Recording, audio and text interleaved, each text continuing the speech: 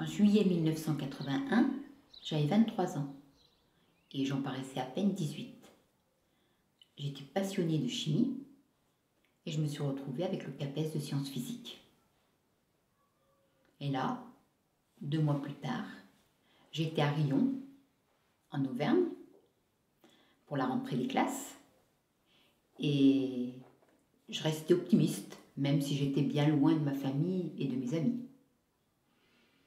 J'avais été une bonne élève, je voulais devenir une bonne prof qui sait faire réussir ses élèves.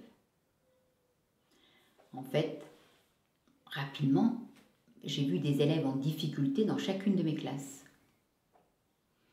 Et là, ma réaction, c'était soit c'est moi qui n'ai pas fait ce qu'il faut et il faut que je travaille, et soit c'est l'élève et je dois le faire travailler. Avec ça, les années sont passées et une part de moi restait vraiment insatisfaite. Et grâce à elle, je me suis inscrite à des formations académiques. Je n'ai pas choisi sur la physique ou la chimie. J'ai choisi sur l'élève, l'heure de vie de classe, la gestion des conflits. Et là, alors qu'on était en 2002, j'ai entendu parler de communication non violente. C'est Marshall Rosenberg qui a développé cette communication et son point de mire, c'est le lien. Le lien que je peux avoir avec moi, le lien que je peux avoir avec l'autre et comment on interagit ensemble dans le respect le plus grand possible des besoins de chacun. Quelque chose d'extraordinaire, mais aussi un vaste programme. Rapidement, du coup, je me suis inscrite à des formations. Et la communication non violente est rentrée dans ma vie un peu comme une philosophie et je peux dire que ça ne l'a plus quittée. Donc en classe, j'ai commencé par observer. Et je me suis entendue dire des travail, concentre-toi au lieu de parler. Et puis, j'ai entendu les élèves dire on a trop de devoirs, on n'a pas envie, c'est nul. Et puis, du coup, ça m'a motivée pour essayer un peu autre chose. En classe, je venais de donner le travail et soudain, un élève me dit « je m'ennuie ». Et là, moi, au lieu de réagir tout de suite à son propos et de lui dire « non mais c'est pas possible, je viens de donner le travail », j'ai voulu l'écouter un peu plus. Et je lui ai dit « tu me dis que tu t'ennuies, c'est cela ?» Et bien lui, il m'a répondu « oui, je n'y arrive pas, je suis impatient ». Là, je suis restée surprise car on s'était rejoints et je pouvais continuer avec lui. Voilà. Ensuite, il y a eu l'erreur. Au début, je disais, par exemple, « dis-moi ce que tu ne comprends pas » à l'élève quand il faisait une erreur.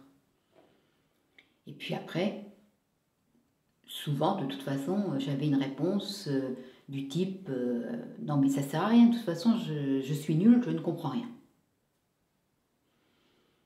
Et ça m'a amenée, petit à petit, à devenir curieuse. Qu'est-ce que fait l'élève? Qu'est-ce qu'il fait des erreurs? Et du coup, je l'ai questionné d'une autre manière. Je lui ai dit, comment t'es arrivé là? Ou alors, quand il parlait, qu'est-ce qui te fait dire ça? Et la grande surprise, l'élève me disait précisément là où la rigueur scientifique l'avait quitté. Et c'est un endroit que je ne pouvais pas imaginer. Et ça, pour moi, c'est le plus beau cadeau que j'ai pu recevoir. Avec l'élève, on s'était rejoints et je pouvais lui être utile. Ensuite, ce qui a été assez marquant aussi, c'est de me rendre compte que le processus de communication non violente avait un point commun avec la démarche scientifique.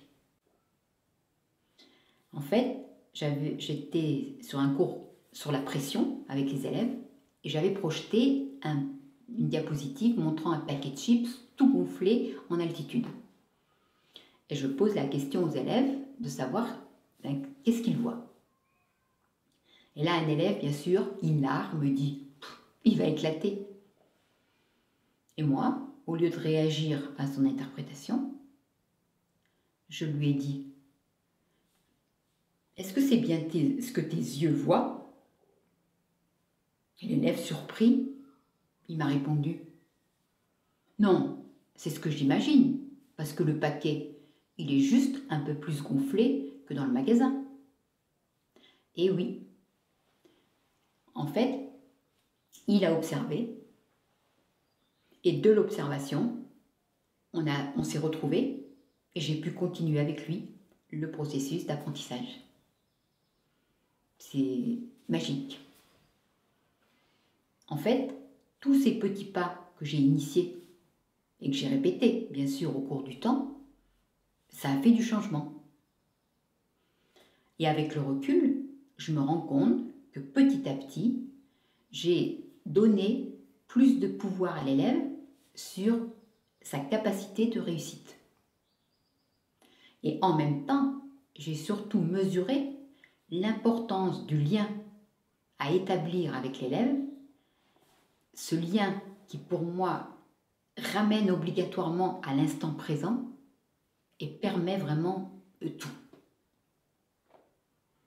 Et aujourd'hui, ce que je souhaite le plus, c'est que le nombre d'enseignants formés à la relation soit en perpétuelle augmentation.